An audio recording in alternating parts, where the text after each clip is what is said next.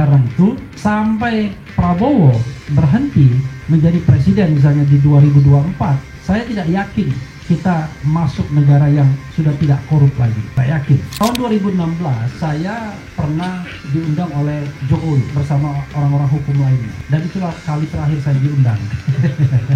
Jadi pada waktu itu saya bilang, kalau mau memberantas korupsi, itu harus Bapak sendiri yang memimpin. Karena presiden itu adalah orang yang diberikan mandat oleh rakyat untuk memimpin Republik Indonesia. Mana ada KPK yang memberantas korupsi? KPK itu trigger mekanisme dalam hal penindakan terutama. Bayangkan, itu jelas-jelas melanggar undang-undang. Sampai sekarang pun melanggar undang-undang. Tapi tidak ada yang peduli. Saya yakin presiden yang tidak menghormati undang-undang dan undang-undang dasar tidak bisa memberantas korupsi.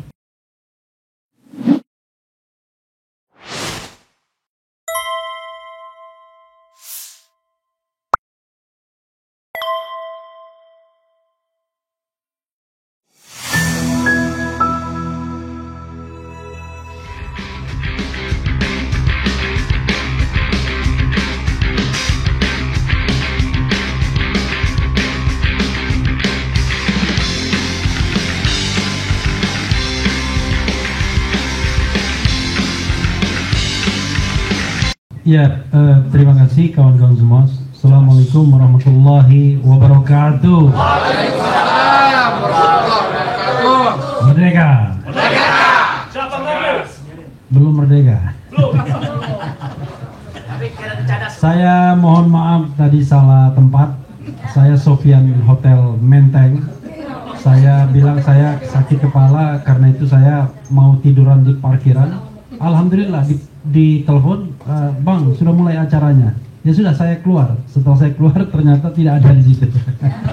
Adanya di sini, terpaksa saya lari di sini. Oke, pertama-tama saya mohon maaf ya, tidak ada orang yang pandai atau komprehensif sekali. Kita hanya berusaha saja menjawab dari perspektif kita, ya, dan tanpa ingin mengatakan bahwa yang lain salah atau yang lain benar.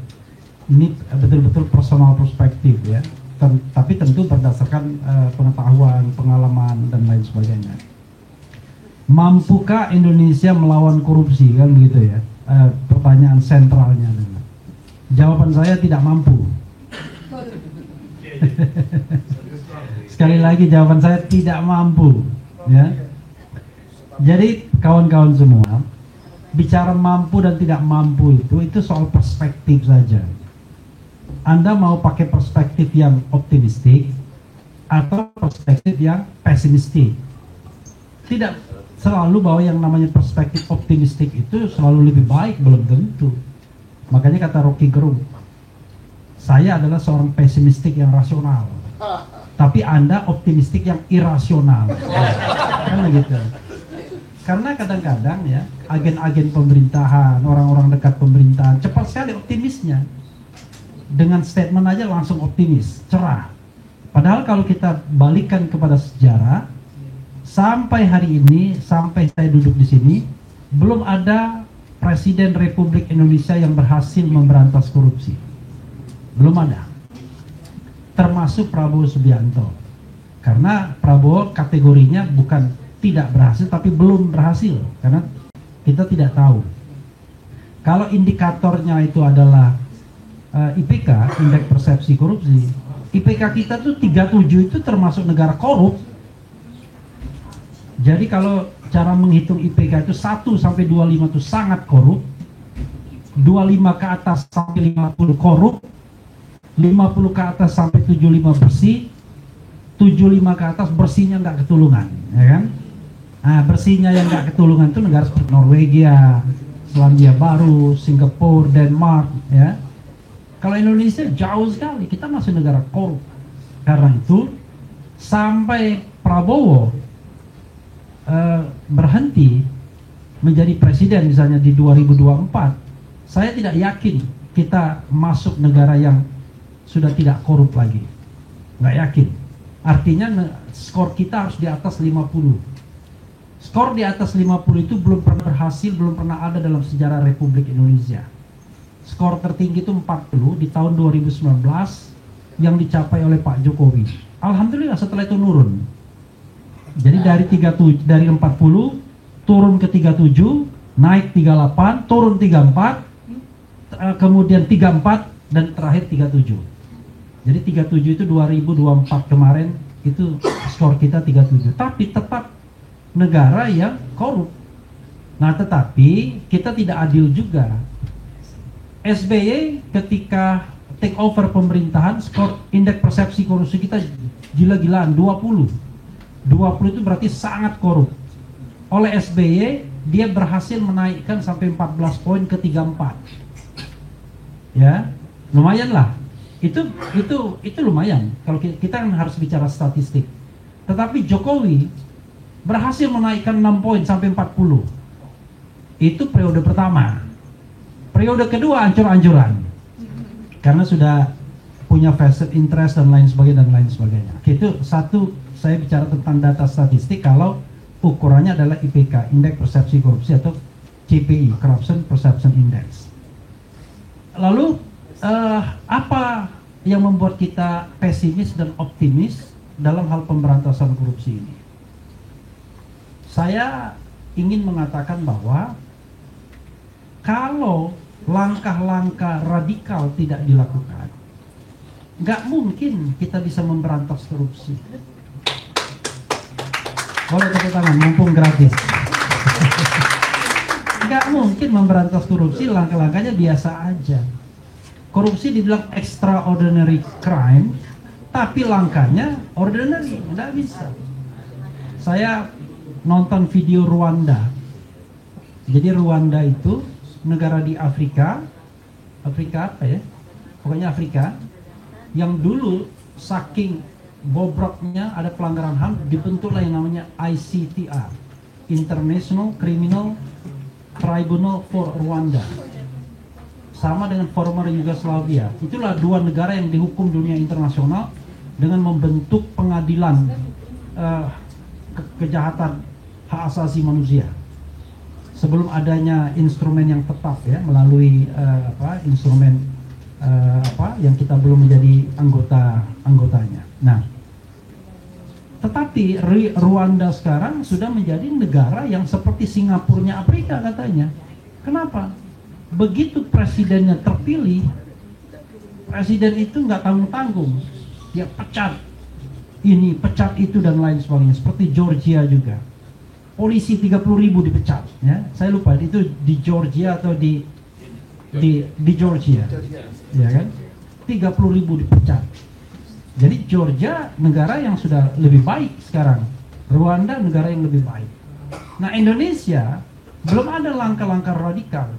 Bahkan pada era pemerintahan Presiden Jokowi tambah suram, walaupun angkanya tidak begitu ya, karena statistik itu kan kita harus naik, masa kita turun ya? Kalau turun sinking, negara kita hancur namanya. Jadi apa yang membuat saya harus mengatakan bahwa langkahnya itu radikal? Begini, tahun 2016 saya pernah diundang oleh Jokowi, ya kan, dan bersama orang-orang hukum lainnya. Dan itulah kali terakhir saya diundang. Setelah itu kerjanya mengkritik Jokowi dulu saya. Jadi pada waktu itu saya bilang, Pak, kalau mau memberantas korupsi itu harus Bapak sendiri yang memimpin.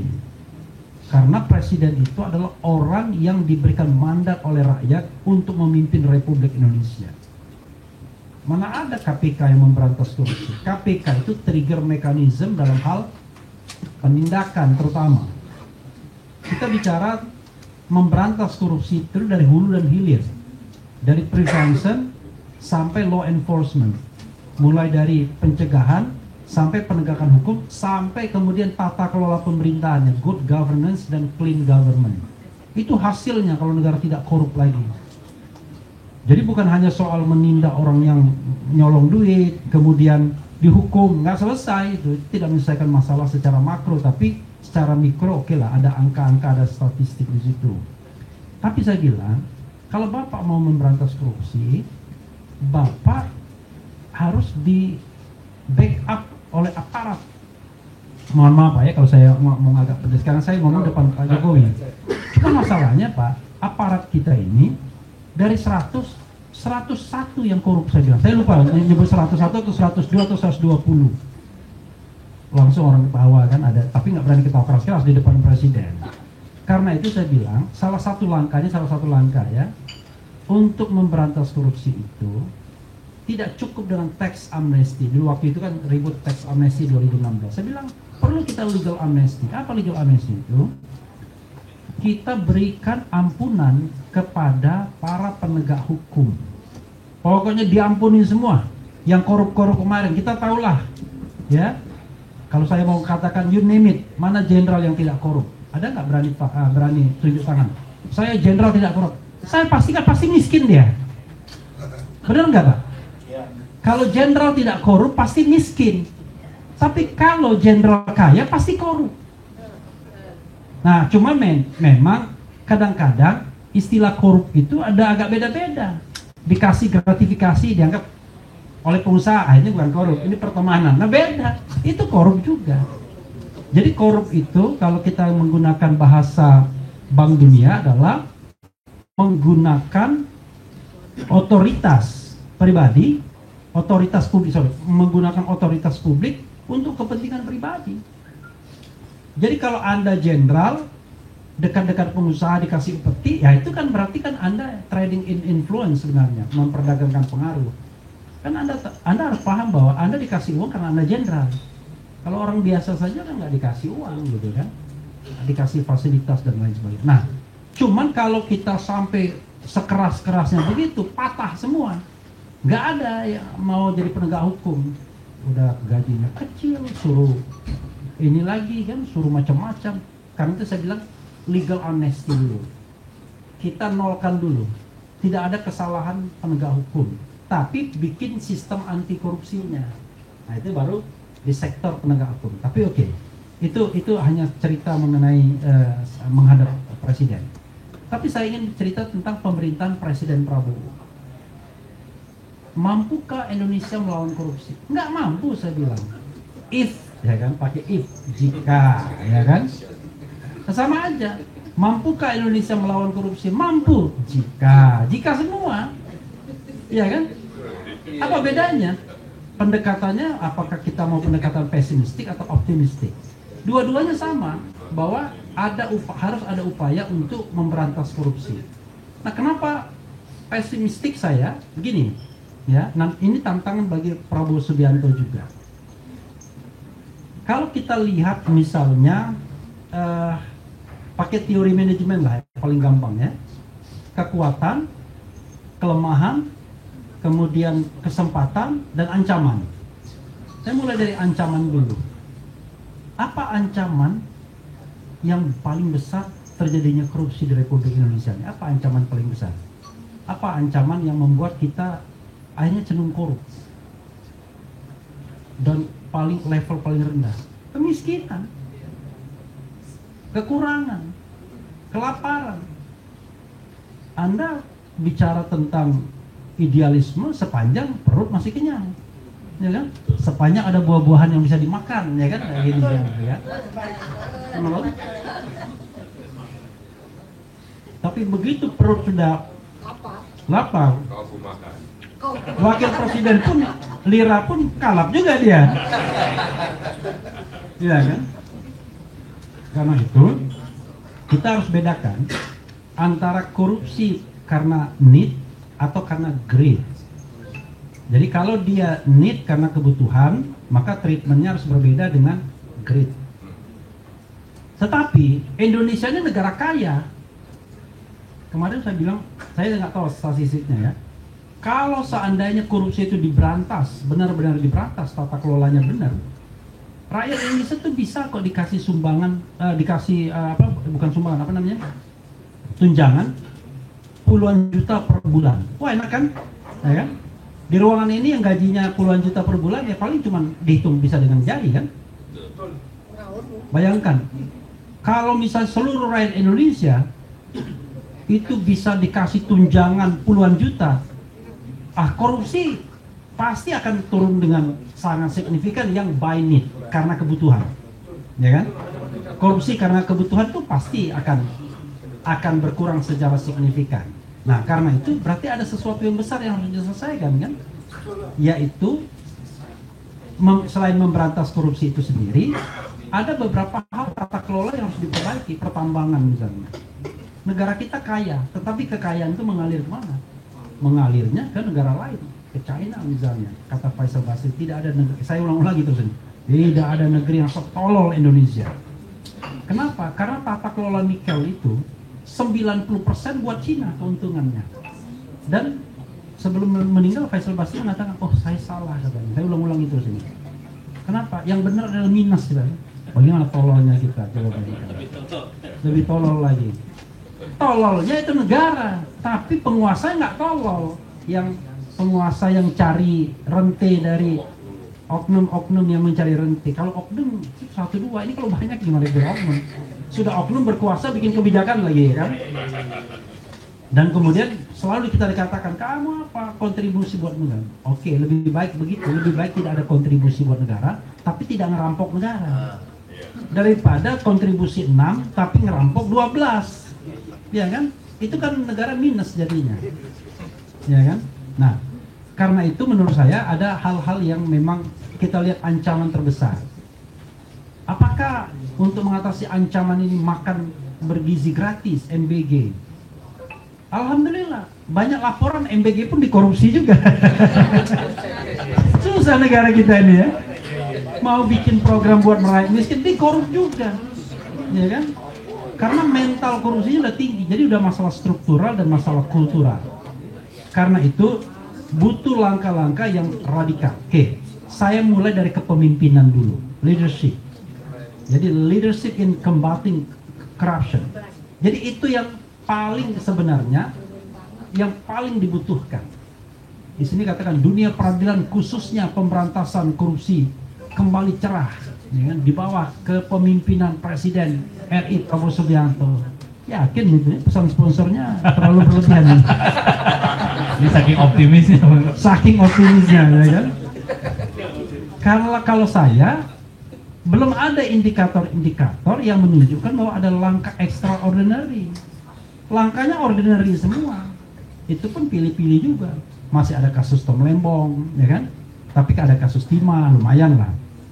Bukan kasus korupsi itu sesungguhnya. Korupsi itu adalah, memberantasnya itu adalah bagaimana seorang pemimpin, seorang penguasa mau keluar dari lingkaran setan pemberantasan korupsi ini atau korupsi ini. Nah, maka ujian pertama Prabowo gagal. Apa ujian pertama dia gagal? Ketika melakukan rekrutmen kabinet. Gagal kan? Bagaimana mungkin? Yakin nggak yang di rekrut itu korup, banyak yang korup? Yakin nggak? Yakin lah. Dito Aryo Tejo kan jelas terima dana BTS, kembalikan 27 miliar, masih dipakai sebagai menteri. Belum lagi menteri-menteri yang di lingkaran Prabowo sendiri yang menurut lawyernya Dito terima juga dana BTS itu. Belum, Ditonya yang sudah, tapi yang itu belum. 1, 2, 3 orang yang dia sebut, yang lawyernya sebut, namanya Mahdir Ismail yang nyebut. Siapa aja? Ya tanya Mahdir. Karena Mahdir bilang sama saya itu di Bali, gitu. Dan yang mendapatkan itu adalah sekarang jadi menteri di kabinet Prabowo. Yang dulu dia anggota DPR. Saya kasih clue gitu aja. Nggak ada korupsi ini yang nggak melibatkan DPR kalau korupsi skala besar sampai triliunan itu. Oke. Nah itu juga ancaman anggota DPR, ya kan? Oke. Karena itu Prabowo sudah gagal di percobaan pertamanya. Saya Presiden Republik Indonesia bersumpah untuk melaksanakan Undang-Undang Dasar dan Undang-Undang seluruh-seluruhnya. Alhamdulillah. Hari ini dia bersumpah, malamnya sudah dilanggar tuh sumpahnya. Saya tidak sentimen, saya ngomong apa adanya. Itu saya jadi orang hukum tata negara karena saya bisa tunjukkan faktanya. Faktanya, Mayor Teddy, ya kan? Sekarang Lady, Let's call Teddy sekarang, ya kan? Kan bayangkan, itu jelas-jelas melanggar undang-undang. Sampai sekarang pun melanggar undang-undang, tapi tidak ada yang peduli. Saya yakin presiden yang tidak menghormati undang-undang dan undang-undang dasar gak nggak bisa memberantas korupsi. Nggak bisa. Karena korupsi itu Anda harus punya kualifikasi yang besar, yang kuat, yang Anda harus patuh, tunduk pada aturan. Kalaupun Anda mau yang namanya nyari breakthrough, terobosan, maka Anda punya instrumen yang namanya Perpu. Nggak main comot-comot tanpa dasar hukum. Bayangkan Teddy itu, saya tanya, Teddy itu apa jabatannya? Seskap. Itu setingkat menteri atau enggak? Hah? Sekarang katanya eselon 2. Ya kan? Katanya. Tapi kira-kira pernah nggak dia koordinasi sama eselon 1-nya? Pernah nggak kemudian dia lapor kepada menterinya? Orang dia lapornya langsung pada presiden, kan merusak struktur atau birokrasi kenegaraan. Masa eselon 2 mendampingi presiden, eselon 1 diperkenalkan sebagai cabinet secretary, ya kan, kepada pemimpin-pemimpin dunia. Maksud saya, kalau kita mau konsisten memberantas korupsi, kita mulai dari bagaimana kita patuh pada aturan main. Salah nggak mengangkat Teddy? Saya bahkan mengatakan waktu Menko Polkam belum ada Jamari Caniago, ada yang mengatakan Teddy aja Menko Polkam. Saya setuju, saya bilang. Nah, sekalian aja. Saya bukan skeptis. Kalau dia jadi Menko Polkam, dia harus berhenti sebagai TNI. Itu jelas, itu tidak melanggar undang-undang. Sekarang ini melanggar undang-undang dia. Dibilang pejabat eselon 2 tetapi rasa menteri, ya kan? Dan pejabat eselon 2 pun itu paling tidak harus setingkat brigjen, setingkat maijen. Kalau eselon 1 setingkat letjen, kan begitu, bukan perwira menengah. Nah, yang suka-sukain, nggak ada yang berani mengkritik itu, kan Anda kan takut semua, kita takut semua sama kekuasaan, ya kan? Cuma saya sama Slamet Ginting aja yang ngeritik-ngeritik. Lira juga. Hah? Oh, Lira juga ya? Oh, oke. Saya nggak dengar Lira, berarti Lira ehonya kurang tuh berarti. Kan udah disuntik lagi sekarang. Oke. Nah, jadi Prabowo harus memberikan sebuah green light, ya kan? Sebuah tindakan-tindakan terukur sehingga rakyat percaya dia akan berantas korupsi. Itu yang paling penting. Nah, langkah radikal apa yang harus dilakukan? Begini. Ini mohon maaf ya, saya ngomong apa adanya. Yakin nggak kalau Mahkamah Agung itu rusak? Yakin. Kalau misalnya 100% itu kerusakan dan 0% itu tidak ada kerusakan, berapa persen tingkat kerusakan kira-kira di Mahkamah Agung? Berapa? 70%. Artinya harus ada 70% hakim agung yang dipecat, benar nggak? Betul. Iya kan? Betul. Logikanya begitu. Oke, ini mohon maaf Pak, mohon maaf ya, saya jangan ditangkap Pak. Oke, yakin nggak bahwa korup? Yakin? Berapa persen? 90. Artinya kalau 90, ada 90% polisi yang harus dipecat.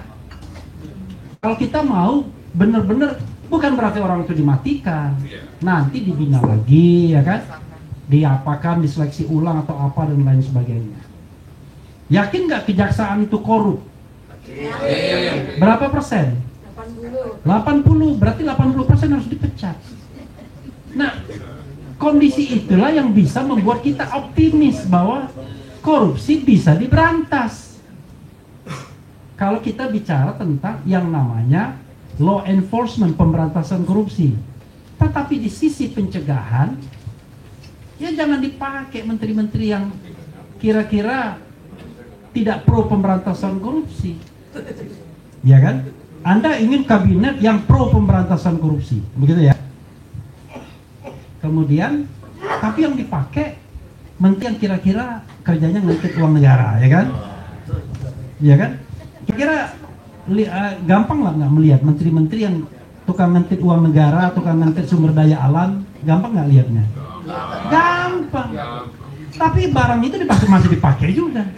Bahkan bisa berperiode-periode dipakai. Ada waktunya. Presiden. Nah, kalau ada waktunya tinggal 2 tahun lagi, misalnya baru tahun ketiga kita baru mau bicara pemberantasan korupsi, gagal, ya kan? From the beginning, harusnya dari awal kalau mau memberantas korupsi, kan itu sumpah dia kan? Sumpah dia. Jadi menurut saya langkah radikal yang pernah saya tawarkan itu adalah shutdown Mahkamah Agung ketika ditemukan Zaruk Rikar.